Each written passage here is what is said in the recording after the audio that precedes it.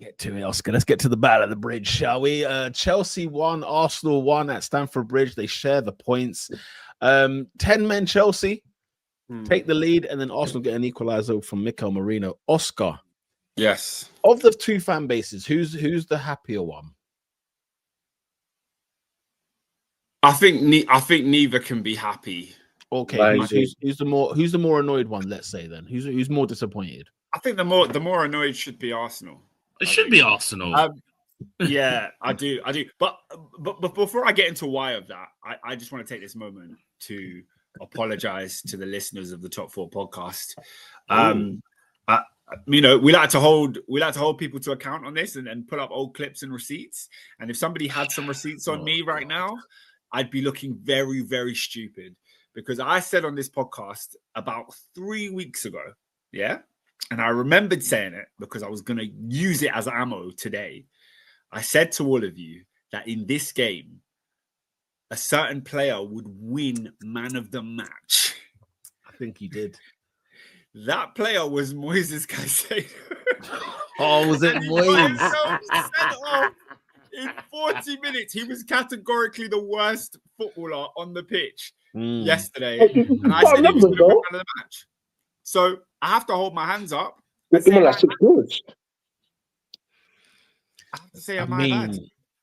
Yeah, I mean, Oscar, talk to us about the game, man. I mean, yeah, there was a lot to discuss. He went for murder. That's what happened there. Why was he so pumped for this game? What was the Arsenal thing for him? So let's talk about the game. I think in the build up to this week, I think there was so much talk around Chelsea that this is huge. This is a massive Premier League game and a real opportunity to show that we are in a different stage than where we were last year. And I think the build up of like Arsenal and Chelsea being first and second, Arsenal dismantling Bayern Munich, Chelsea beating Barcelona, leading up to this Super Sunday clash, Chelsea were here to show the world that we can sit in at a title challenging space. You know, we've had even from a fan perspective, you know, I've had conversations on this podcast where Peter's laughing me out the room for saying Chelsea's ceiling is third, and I'm like us as Chelsea fans and the team, we know exactly what we're capable of. And I think we're looking at a lot of these interviews and stuff that was coming up. There was a lot of hype that's set in these players' minds that we are proving a point today. And you saw from minute one, the aggression was high. Cucurella was flying into challenges. Caicedo was not letting any Arsenal player breathe on that ball. He was coming in and clattering. Didn't matter if he was getting the ball or he was taking a foul. He was letting you know he was there.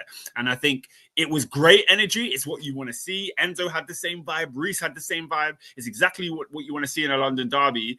But the inexperience showed in Moises Caicedo because he got too ahead of himself and moved mad. Like, he moved mad with that red card. I don't understand how you could miss time a tackle so bad and then clamp someone's ankle. So that was just extremely frustrating to me.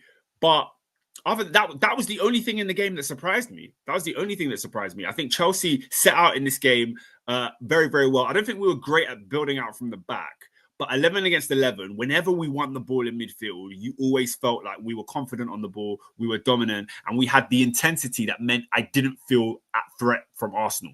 Chelsea have the fastest ball recoveries in the league. When we lose a ball, on average, we win it back in 7 seconds, right? And now Arsenal are a much better possession team than any other team we faced. So that stat would have gone down a little bit. But we were at them. They didn't have room to breathe. Zubimendi didn't have time. Rice didn't have time. They had to make quick actions. And shout out to Rice because 11 against 11, I thought he was playing really well. But at the end of the day, football goes in swings and roundabouts. I've heard a lot of people say post this game that, if the game said 11 versus 11, Chelsea would have won and da-da-da-da. And I'm like, I can't go that far because when you are on top, you must capitalize. You have to score in those moments that you're on top. Football swings back and forth. Arsenal would have got a foothold into the game and played better. However, the ball fell to Esteval 5, maybe 7, 8 yards out. He's got to score. Joao Pedro capitalizes on a Hincapié mistake. Well done. He has to score. And I think in those two moments, Chelsea failed to take the opportunity to take the lead.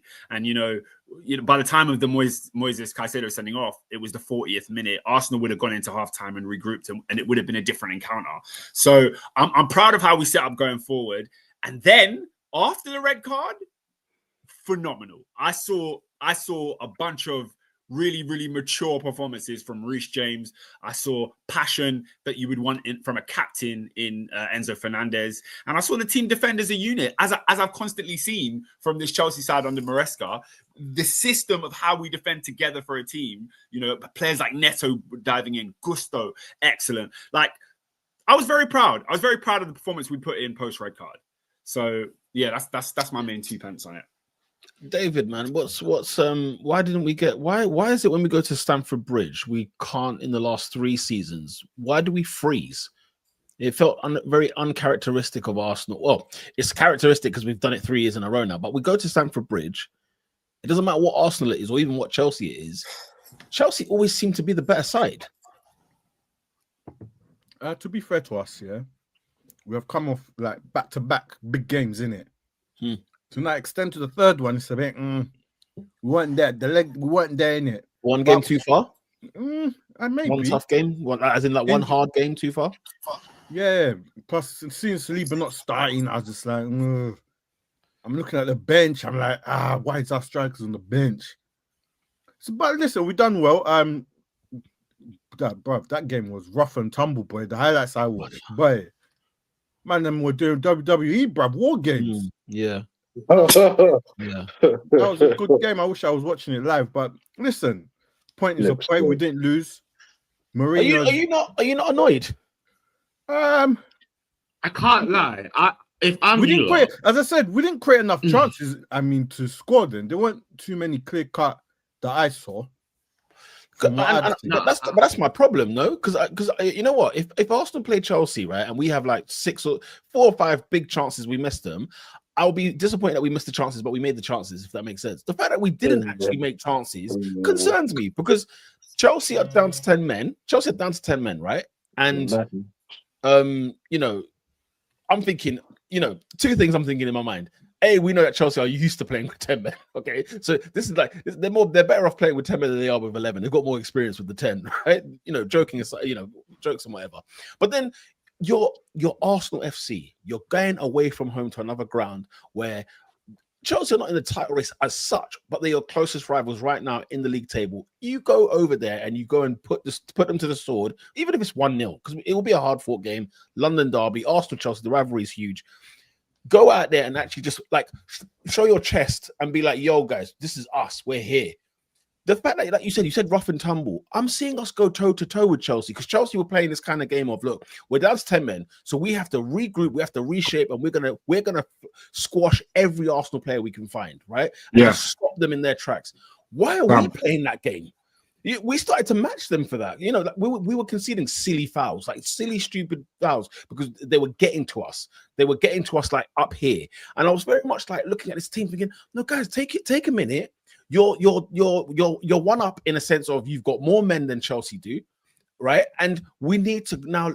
We can suffocate them. We can take our time. We don't have to kill them, but we can slowly kill this team as time goes on. I'm sure when Oscar saw Moises Caicedo sending off, he would have taken a point there and then and said, "Look, let's get the hell out of it." But then as the game, but I would have paid money for a point. You would have paid money for a point, but then as the game grew, Chelsea fans would have grown as well. They would have probably said that, hang on a minute, Arsenal are there to be taken because this team's not actually that threatening. They're not that dangerous. Even the fact that they've got serious men in their team, Chelsea were out here trying to pick fights. You know what I'm saying? And they were picking fights with us, and we were kind of not taking the bait as such, but the fact that it seemed like the red card affected us more than it affected Chelsea, and that's a problem for me. Play the game that you set out to play. Now, David mentioned the injuries. I'm sorry to sound like a beating drum, an annoying cymbal, whatever. Guys, I cannot have yet another injury happen. Can I have a Premier League weekend where there's not something new? I get it. We brought back Gyökeres, we brought back Jesus. But what do you mean Saliba's not there? Because the debate of the week would have been, I thought Piero Hincapié will start because he started the Tottenham game and was dropped for the Bayern game, right? Just a bit of rotation. And I thought, okay, cool. Like, let's see. I want to see Piero there. Then I see the 11, And I'm like, wait, Piero and Mosquera's playing. Where's Saliba? I was like, where is it? Where is he? You know, I've not heard no noise about anything that's happened. And it's this thing of like, it's one thing, guys, to get training, get injuries during a game. You know, you've had a collision with somebody or whatever, you've pulled something, blah, blah. But these injuries are happening off the pitch, all of them. And I'm like, we've had, and this is not just an Arsenal problem. Clubs across the board are having multiple injuries per week, per 2 weeks, per month. You know, I read a stat today that Mason Mount has completed his first 90 minutes for Manchester United. He's been there for like 8 years. You know, exaggeration. But like, that's annoying me, by the way. That really is jarring me, because I don't think, I've come to this realization, David, Arsenal are never going to have a first full strength 11. It's not going to happen this season. There's never going to be a place where everybody's fit. And when I say like everybody fit, I mean like if someone's going to be injured, let it be Mosquera, let it be Norgard, let it be maybe Jesus. Not my first 11 every week being touched, altered, whatever. Look, can I just chime in here? I'm not overly, like, how can I say this? On Top 4 podcast, I feel like particularly the Arsenal fans, yeah, you, Lola, the lot of you lot never have any sympathy when other teams are going through their injuries, yeah? When Man United had their injury seasons and it was mad, you lot were talking bare about them. When, there was 1 week on the podcast, Chelsea had a game, yeah? Fofana wasn't even in the squad. You spent about 20 minutes berating his injury. Oh, this guy's terrible. Hasn't kicked a ball for Chelsea in how long? When we talk about deficiencies in teams, about when we don't have a player, when we don't have a centre back, and you lot are never trying to hear it. But now, I'm sorry, yesterday I saw a lot of fit Arsenal players. I saw players warming up. I ain't seen. You had a lot, bro. I saw Jesus. Okay, so let me counter. The play, you know, like your Fofanas, even a Lavia. I was thinking about Lavia today for some strange reason. I just said, you know what, guys, it's time to cut ties. There are some players who are injury prone.